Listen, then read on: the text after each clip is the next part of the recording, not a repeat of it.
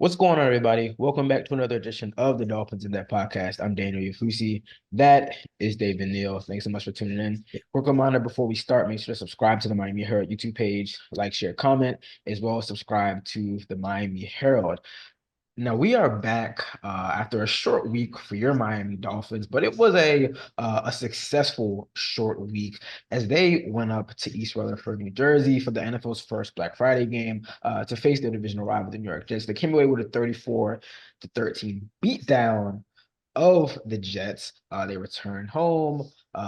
Maybe got some late Thanksgiving food with their family after missing the festivities on Thursday. They actually saw their division lead in the AFC East, I should say, increase after the Buffalo Bills lost to the Philadelphia Eagles. So your Miami Dolphins now 2.5 games up in the division, getting closer and closer to potentially sealing up that first division title since 2008. However, they didn't come out of the game unscathed. Unfortunate news for breakout pass rusher, outside linebacker Jaelan Phillips, who suffered a season-ending torn Achilles late in that game. Like McDaniel confirmed the news on Saturday. Really, really unfortunate news for a player who had overcome some early season injuries, playing the best ball of his career. Even had a sack in the game, but now the Dolphins will have to move on without him. They're quickly got some reinforcements. They've announced today that they signed veteran pass rusher Jason Pierre-Paul, a Deerfield Beach native, three-time Pro Bowler, two-time Super Bowl champion. So he joins the team to give them a little bit of depth as the calendar moves on to December. They get ready for that stretch run, which begins the December slate with the road game against the Washington Commanders. We're going to get into all of that. But we got to start with, again, the unfortunate news regarding Jaelan Phillips. Just a week or two ago, Jaelan Phillips was speaking to reporters, and he talked about how the early season injuries really weighed on his mental. And for those who don't know, this was a guy who at one point retired from football because of a kind of spate of head injuries and concussions that he dealt with back at UCLA. Now, again, for the locals, they know that he came back. He started at University of Miami, and then he was the number 18 overall pick for the Dolphins. I mean, he really was playing the best ball of his young career. I mean, he was a guy that everyone had really looked at as the breakout candidate before him and really Javon Holland before this season started. And again, it got off to a slow start. He had 5 sacks, 5 straight games with a sack. 6.5 sacks is tied for the team lead. So this is like a really big loss, especially for a defense that had just gotten the full strength. And this time of the year, like, you can't really say that about any team, but you could say that for the Dolphins defense. I mean, they didn't have anybody on the injury report leading up to last week. They were finally fully healthy, I guess starting week 9 in Germany when Jalen Ramsey and Xavier Howard got back into the lineup. So it really is unfortunate. He's just like a great guy, great with the media, very accountable and whatnot. But I guess the one thing that you can say, like going forward, if you're a Dolphins fan, if you're the Dolphins, you can say, we kind of have been in this situation before. Like I said, he was out, I think week 2, week 3. They had Andrew Van Ginkel step up. I think he'll obviously kind of slot into that starting role. Emmanuel Ogbah, he has the highest cap hit on the team. He hasn't played a lot. I think he's going to be expected to step up. And then obviously, I'm not sure what to expect from Jason Pierre-Paul. But he was a guy who was kind of sniffing around for that opportunity to join a contender.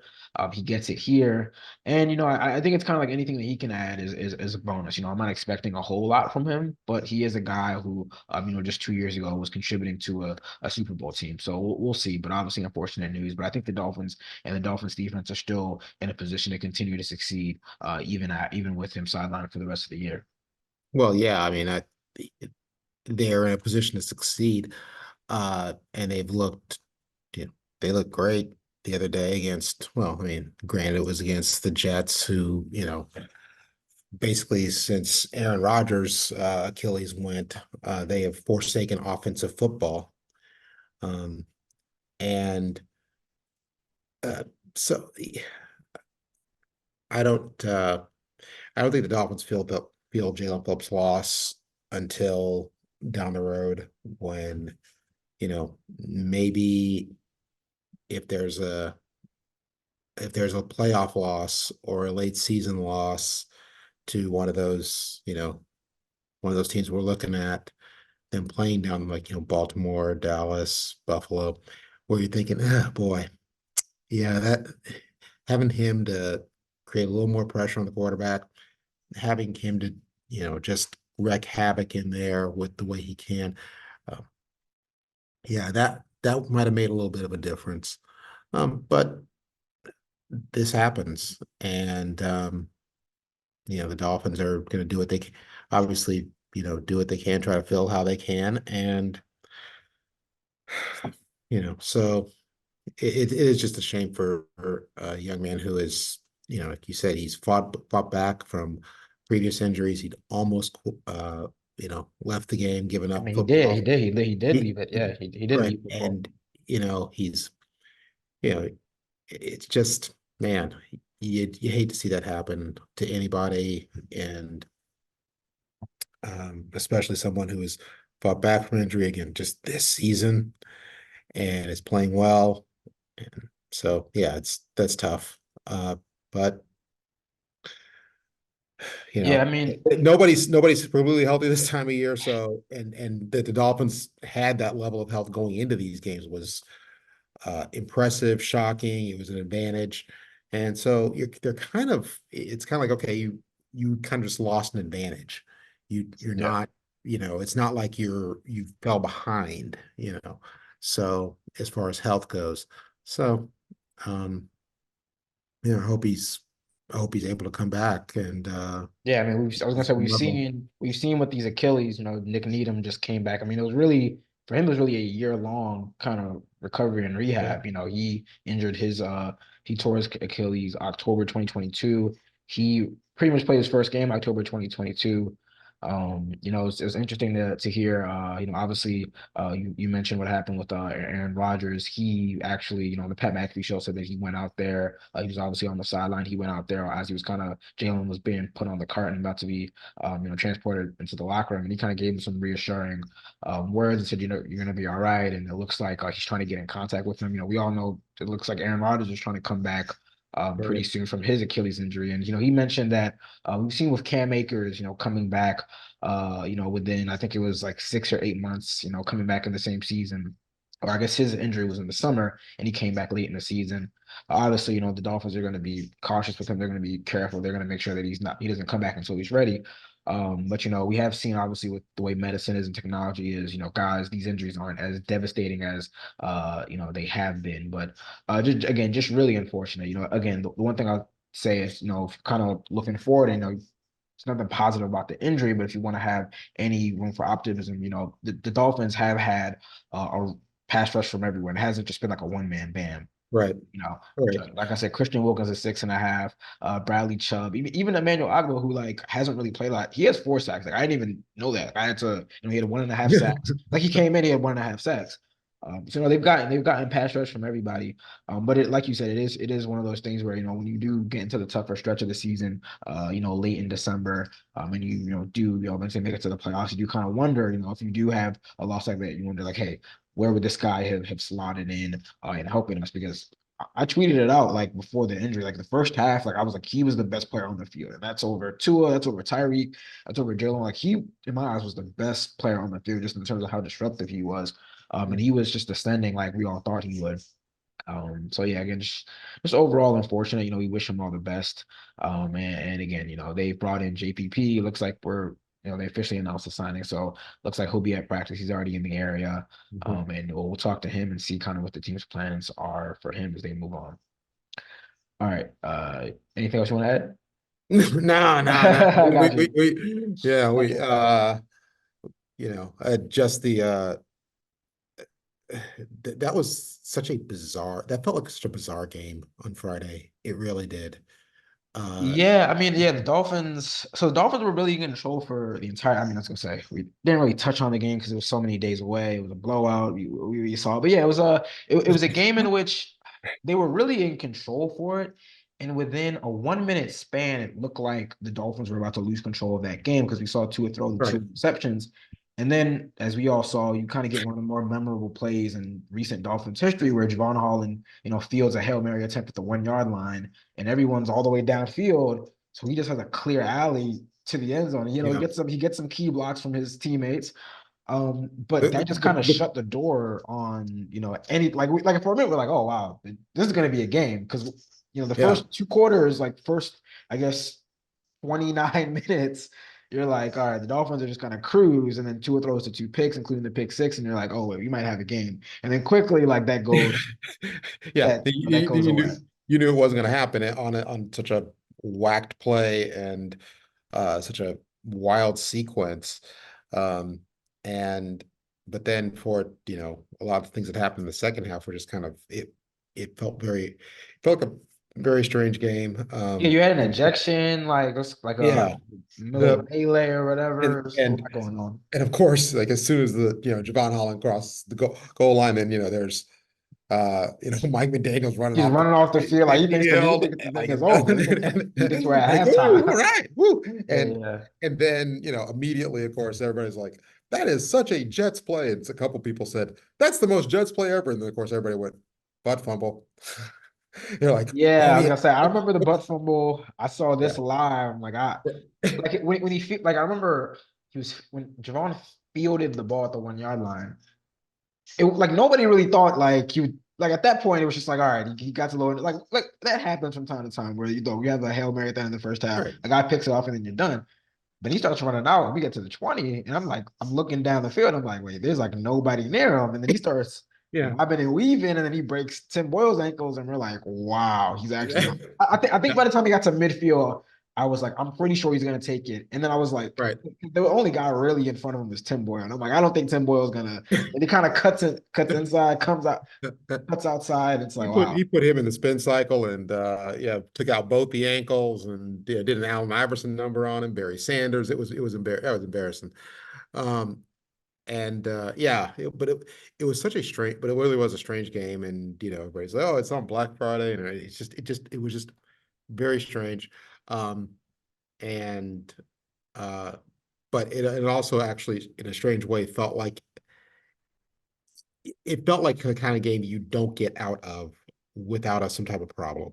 Um, Yeah, it's just like short week where things happen. And I yeah, wrote about that. Like it kind of that game, like if anything, it spoke to how kind of fraught, and I think that's the right word I'm using, fraught, like this stretch run is for a contender.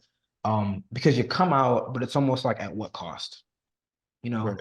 honestly, I think some Dolphins fans, well, I think everyone probably would have said, like, I'd rather lose that game than lose Jaelan Phillips for the stretch run. And it's like, all right, you won, but you lost one of your best players. Yeah. That 1 minute stretch where Tua kind of lost his head and threw 2 picks, and now he has a career high 10 interceptions this season. I said like that is something that will go as a blip otherwise over the course of the regular season, but it's significant to me because had you played a way more competent team, I think that would have been a lot more detrimental, Oh, a yeah, lot more that was consequential. definitely, Because and definitely obviously like he threw the pick six, so we already gave them 6 of their points. But had they played a better team, I think that would have been a lot more consequential. So it's not, and that's why it's not something that we can say, oh, he just threw 2 picks, threw 2 interceptions at the end of the half, but the defense bailed him out. Like, no, I think that if you played a better team, that stuff starts to haunt you. And that's why, again, even when they were winning earlier in the season and beating bad teams like the Giants or Panthers, it was the manner in which they were winning those games and certain things that happened in the flow of the game where I'm like, okay, you were able to get away with that against the bad team, but right, not a good team. So right, it wasn't a perfect effort. I know that the box, I mean, my eyes told me that they dominated that game, and the stats told me that, but the little things inside the game told me that like some things wouldn't and you wouldn't be able to get away with some things against better teams. right. Yeah, there was a little bit of sloppiness there, definitely. And if you like, I don't think the pick six was a factor of the Jets having a great defense.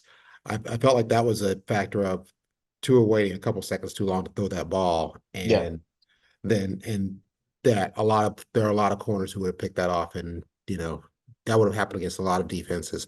And while the second interception was really great play, it's again right, like that happens against somebody else. You're going in the locker room at 10-9 10-9 instead of or yeah. maybe worse. So, but yeah, we're game. And yeah, they move on, but they won it. You move on, and there was a lot of that this past weekend. By the way, just a lot of weirdness, a lot of questionable quarterback play, or Yeah. just bad. Just as finished off by that mess that desecrated our TV screens last night and desecrated the good name of Monday Night Football.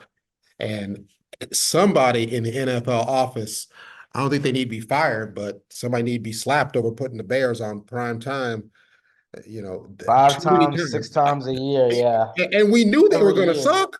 We knew they were going to be bad. Everybody knew they were going to be bad. I don't care if they're in the number two, three media market.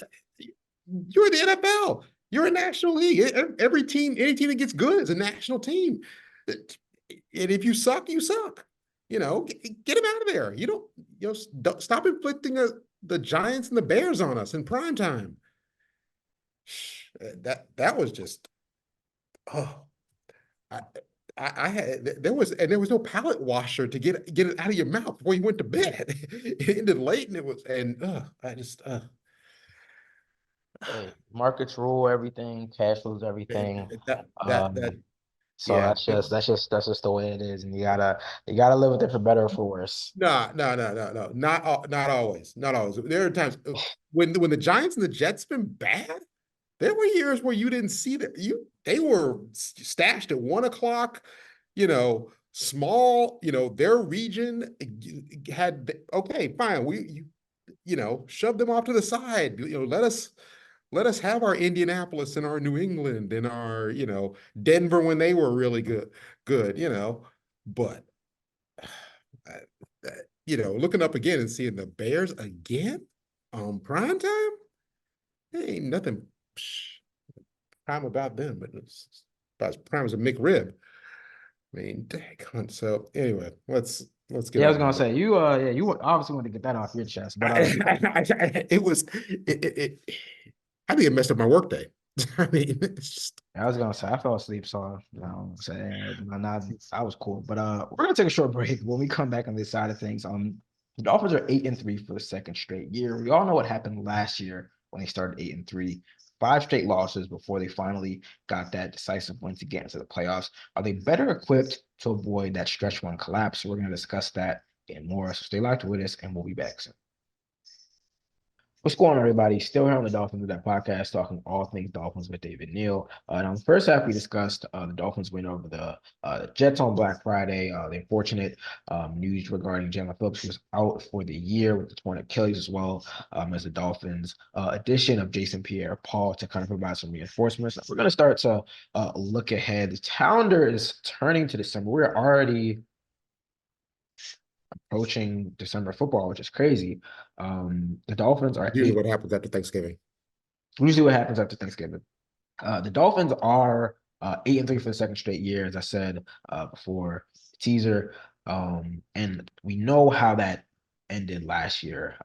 They were 8-3, riding a 5-game winning streak. But the schedule got a little tougher as they turned into December. We saw some losses to the 49ers, to the Chargers, to the Bills. Then Tua that 5-game losing streak coincided with Tua Tagovailoa being put in the concussion protocol for the second straight for the second time that season. His season effectively ended. They lost to the Patriots on the road again before they were able to get a big win with Skylar Thompson to get back into the playoffs.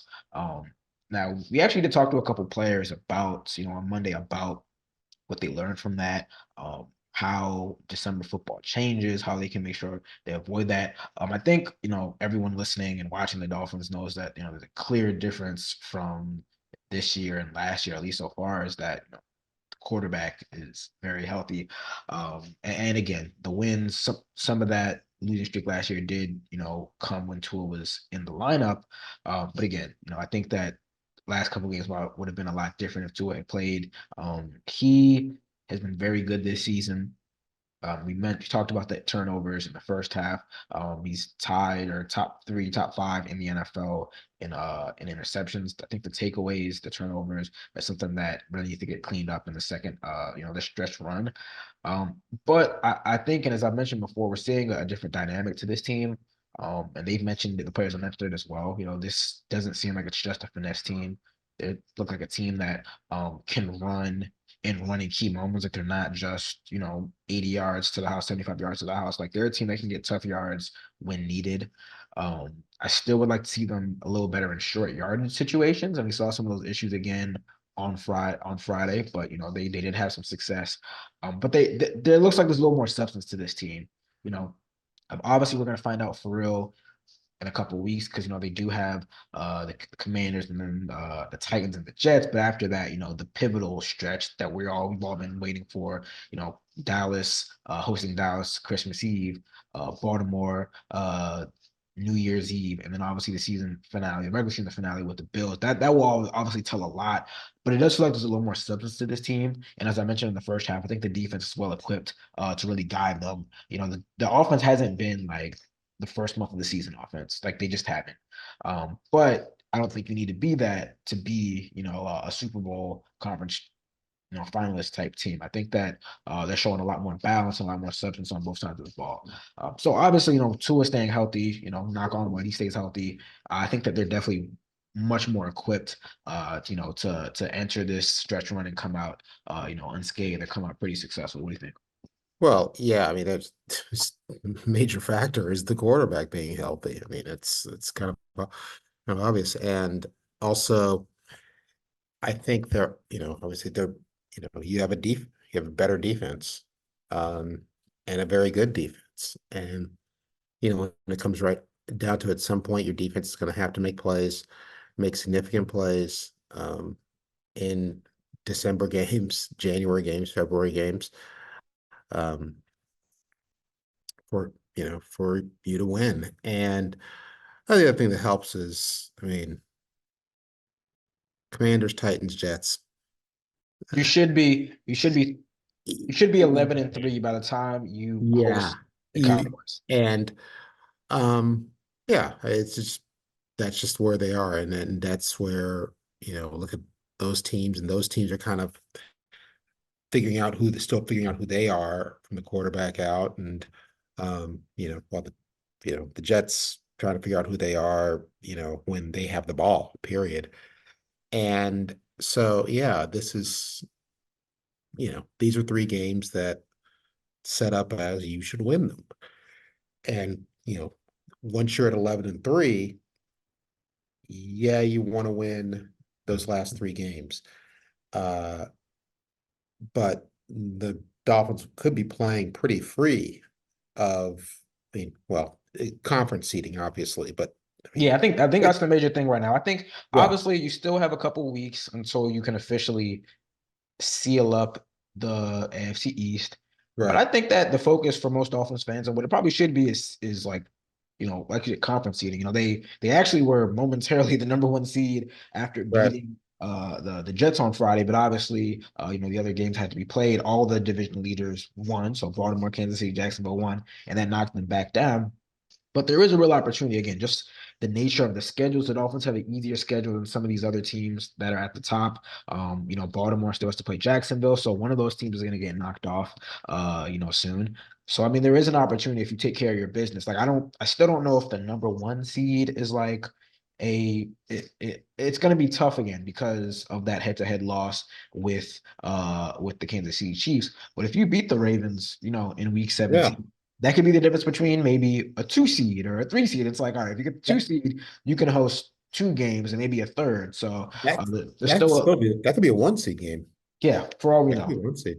I mean, um, Kansas City's not a lock to win out or anything, and so yeah, it, the Dolphins have the division before them, and it just the opportunity to be able to play those last three games with just one less thing on their mind, and um, play a little freer, and yeah, get the goal. Beating a team that has a winning record at the time you played them. Yes, I know. Now that Denver's Hey, crossed. nobody can say the Dolphins haven't beat a winning team. Now, I don't think anybody thought it was going to be the Broncos, but Well, yeah. Um, so yeah, that's I obviously they're better equipped. It's just they're healthy. Yeah, I mean they And they got some things to monitor though. Teron Armstead, Mike McDaniel said he's week to week. He left that game with a quad injury. We saw Kendall Lamb, who like was added on Friday with a back injury, and he wasn't even able to go in the game when Teron Armstead got injured. That's his status for this Sunday is going to be kind of iffy, kind of dicey. Achan, we still don't know what's up with him. It seems like him not playing on Friday was more precautionary than anything. But still, we got to kind of monitor his status. But yeah, that's the main thing right now. Because really, health wise, the Dolphins are in pretty good shape. And we right, talk yeah, about it so much. A lot of who gets to the big dance at the end isn't as much. It's just as much as how healthy you are as how well you're playing. So I think that they could be a little cautious. I think they probably should be a little more cautious with Armstead. Just given like they want to make sure that he can get to late December and January. If you got to sit him for a game or two, make sure he's all good, his legs all good, and then he's ready for the Dallas game. Uh, I think you can get by in this stretch right now. It's same with Achan. If there's any kind of trepidation, any kind of just kind of worry about how that is, and it looks like McDaniel wasn't as worried about him re-injuring his knee as it was just kind of like the confidence and him being able to fulfill all of his roles. I don't mind, keeping him out for an extra week just to make sure he's all good to go. yeah. That definitely not why. There's no need to rush anybody back at this point. There just isn't. Um, and the next game, they all mean something, but the next game with probably multiple meetings and really bigger picture meetings just on the setup, on the face of it, uh, is the Baltimore game. And Yeah. before before then, like I say, you're facing teams that as they set up, you're better than, Yeah. significantly better than. And so, it's if you play that way and if you play to your ability and play significantly better than them, then you're going to win. And even with Armstead out, and without Phillips, without or without Achan, and with you know probably other people hobbled that are kind of probable on the injury report, or not on the injury report because they're going to play. So they're like, we ain't putting you on the injury report. you know. Um, so yeah, they're this is a different year. I think a very different Dolphins team. And another thing that came into play last year, I think, was, your head coach was a rookie. The head coach was a rookie, and he's at the end of his rookie season, and he made some rookie mistakes, and he's not a rookie anymore. And while he might make new mistakes, but he won't make those rookie mistakes. And I think that puts them in better stead also. Yeah, I mean, I think we've seen improvement from game management and whatnot. Again, as I mentioned, the short yardage stuff. I know a lot of fans are still a little frustrated with some of the play calling. They still got to get that fixed. But yeah, definitely have seen a better Mike McDaniel as a head coach. We talked about the stretch run entering December. It starts this Sunday on the road against the Washington Commanders, a team that also played early on a short week. They got blown out by the Dallas Cowboys, but they're at home. Gonna have a couple of days like the Dolphins to kind of get ready for this matchup. Um, like you said, I mean, on paper, this team is more talented. Washington just traded away two of their young pass rushers at the trade deadline. Sam Howell, Yeah. I think he's looked like a starting caliber quarterback with Eric Bieniemy in that group, but he is the most sacked quarterback in the NFL. He drops back to pass more than any quarterback in the NFL. So this could be another game for the Dolphins where, even without Jaelan Phillips, they get after the quarterback. They, get to him early, get a lot of sacks. The defensive side of the ball, at least for Washington, they just fired Jack Del Rio as defensive coordinator. I believe they fired their defensive backs coach as well. So they got a lot of changes going on in Washington on the defense side of the ball. It looks like Ron Rivera is going to take over the defensive play calling as they try to, salvage that season before, that new ownership group, makes some big changes. Definitely looks like a game where the Dolphins come in, and I think they take care of business. Uh, I've been kind of burnt. We've been kind of burnt picking like these big blowouts. and then we picked a kind of close game against the Jets, and then it was a blowout. I mean, I picked like a 10-point win, and it was a 21-point win, something like that. So I'm gonna go 31, 13, 31. I think Washington can move the ball, but I think that they're gonna get behind a little bit, and they're gonna I think we could see a couple turnovers, couple takeaways for the Dolphins defense. But I'm gonna take the Dolphins in a pretty comfortable win. Uh, well, I'm gonna go. I'm gonna go 38-20. Dolphins, and I know that sounds like a pretty solid win, and I expect them to win pretty solidly, and I don't expect them to like completely blow. I mean, I think that 38 comes with a late game interception return or fumble, scoop and score, pick six, some type of, defensive touchdown.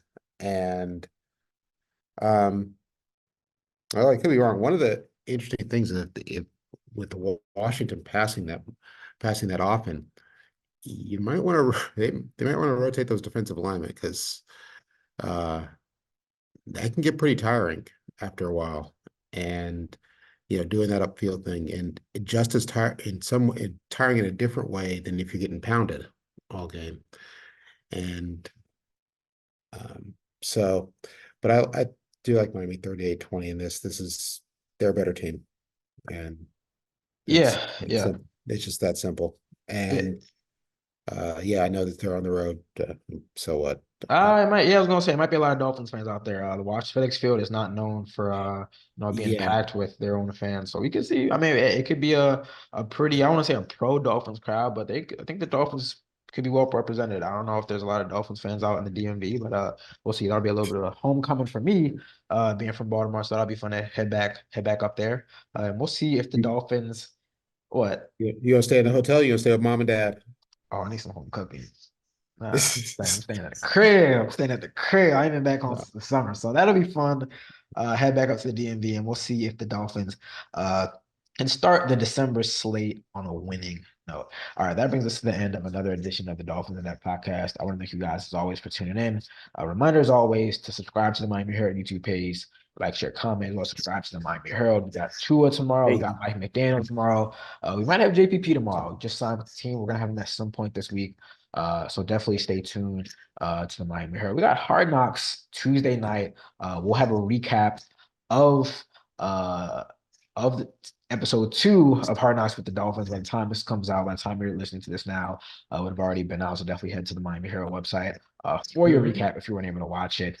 We'll be back next week to recap another weekend of Dolphins football. But until then, you guys take care. See ya.